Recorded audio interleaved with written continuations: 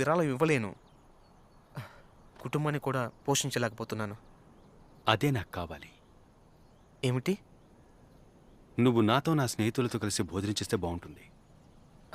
నన్ను క్షమించండి, కానీ మా దగ్గర ఆహారం లేదు. మా కోసం కూడా లేదు. మేము దాన్ని ఏర్పాటు చేశాం.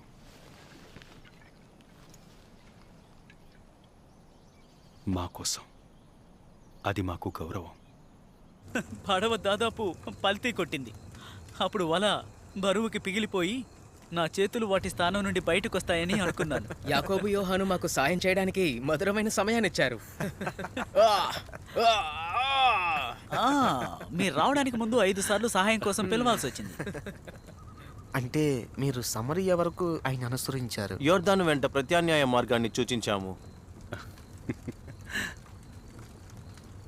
అది మీకు ప్రమాదకరమని అనుకోలేదా?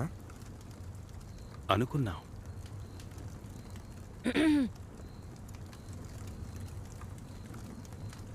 నేను చిన్నదానిగా ఉన్నప్పుడు మెస్సియా బాధలను అంతం చేస్తాడని మా నాన్న నాకు చెప్పాడు. ప్రజలు ఆకాంక్ష నువ్వే అయితే ఆ పని ఎప్పుడు చేస్తావు?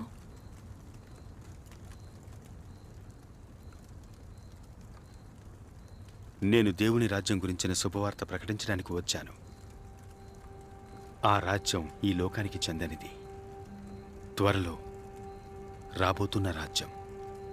అవును, అక్కడ దుఃఖం మరియు నిట్టూర్పు ఉండవు. ప్రజలు ఆ రాజ్యాన్ని చేరుకోవడానికి ఒక మార్గం సిద్ధం చేస్తున్నారు.